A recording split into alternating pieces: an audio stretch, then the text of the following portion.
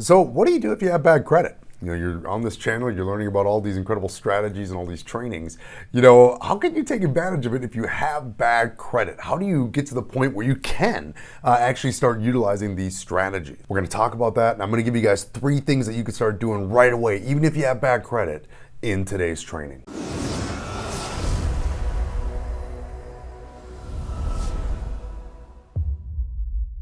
Hey everyone, it's Mike Adams, and on this channel we empower individuals to achieve freedom through improved financial literacy, business ownership, and real estate investing. And if you're new to the channel, make sure to click subscribe, click the bell, so that way you get notified on any and all of our future trainings.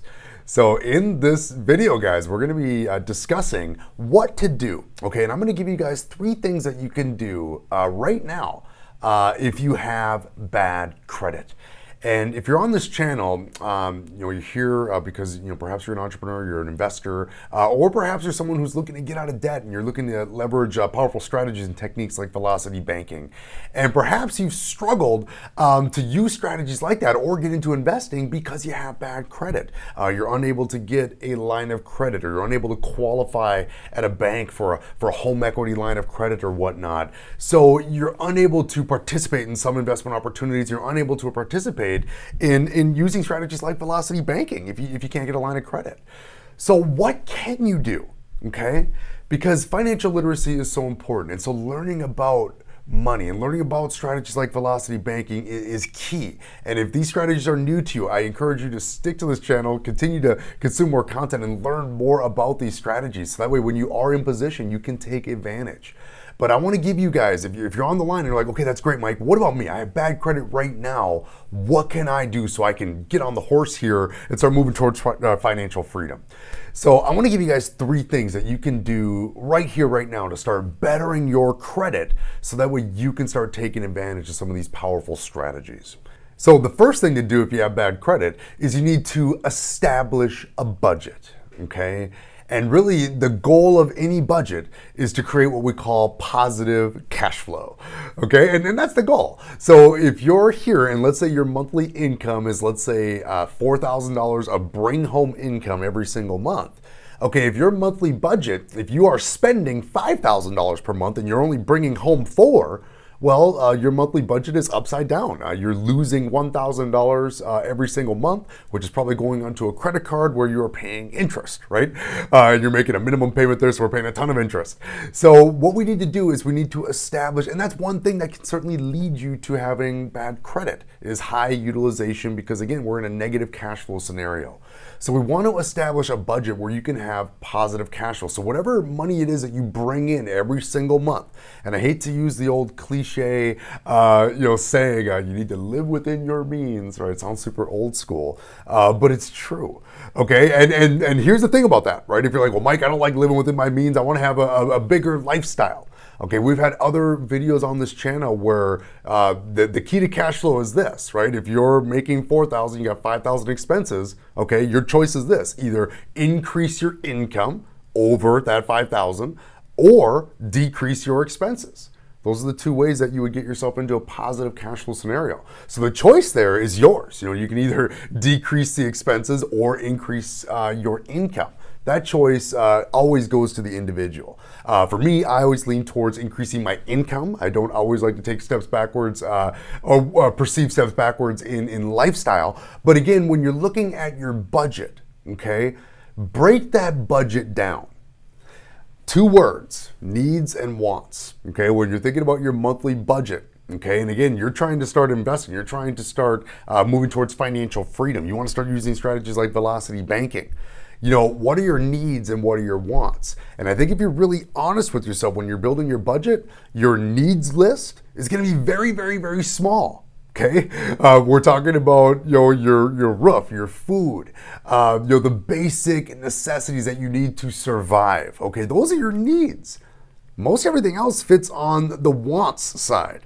From there, prioritize those wants and get rid of the ones that you simply just don't need to have around, to get yourself to reduce those expenses, to get your budget on point, so that way you can get to a point where you're at least at a break even, okay? And then even to a point where you can have positive cash flow, where you got more money coming in than you have going out every month in expenses. The second thing you need to do if you have bad credit is you need to make sure that you pay every single bill on time.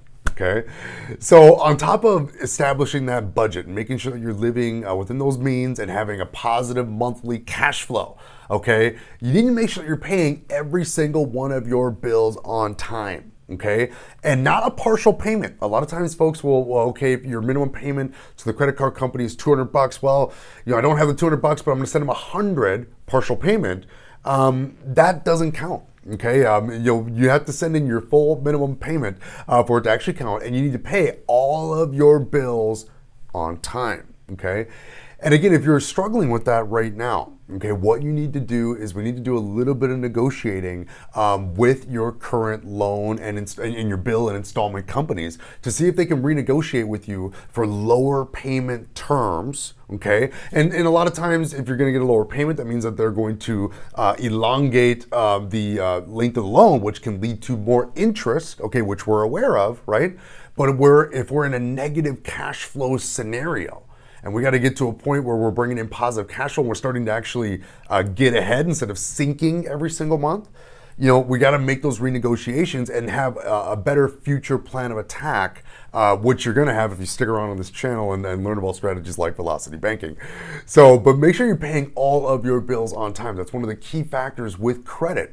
If you're not paying your bills on time, all that's going to get reported to the bureaus. From there, it's going to keep your score low, meaning any lines of credit that you do qualify for are going to have high interest, high fees, high terms, if you even qualify at all. So we want to make sure we're paying every single bill on time. And that means even if you have to use a credit card, and I know, we never want to get to a point where we're paying our bills with a credit card. And again, that stems from the original problem of having negative cash flow, right? So it kind of stems from that, to where you'd have to put a bill on a credit card and leave it there.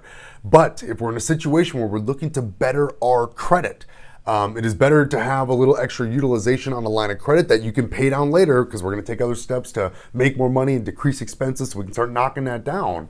Okay, but it's better to do that and make sure the bill gets paid versus having those 30-day late, 60-day late on your credit, which is going to hang around for a while and damage your score.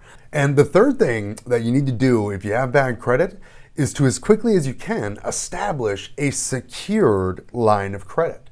So what is a secured line of credit? So now, and this is for those, like, let's say you've tried to apply for a credit card and you just can't qualify, and maybe your credit is super low and you're unable to get a credit card.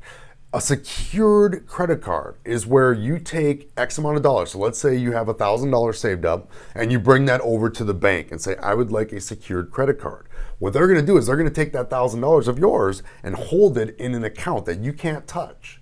They're going to give you a credit card that is essentially backed by this $1,000. Okay, so let's say, so now you can use this credit card. Okay, and if you were to ever default on that credit card, they have the $1,000 right there, and that's typically going to be the limit that they give you, is what you put down on a secured card. And now, so you might be thinking, well, Mike, what's the point of that? I'm using my own money there, and that's not really like using a regular credit card. And you're right, it's not. It's a secured credit card.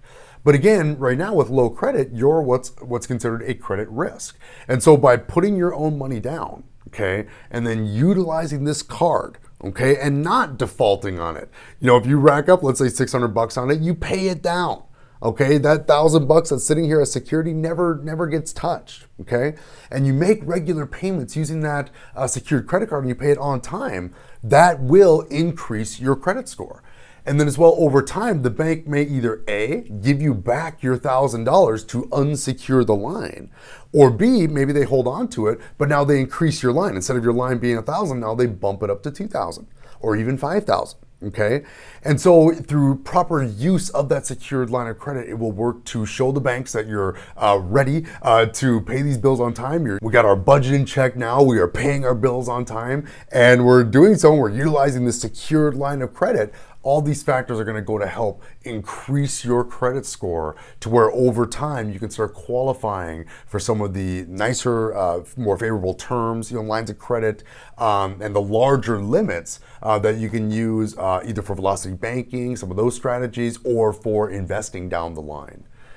So either way, guys, those are 3 things that you can do to improve your credit, and 3 things that you can do right now and certainly need to do. If you have bad credit, again, establish that budget, make sure you're paying every single bill on time, and then from there, moving towards getting yourself a secured line of credit so you can utilize that and show the banks that you're ready to improve that credit score. Hopefully you found value in this training. If you did, make sure to give it a comment, give it a like below. I will see you in the next video.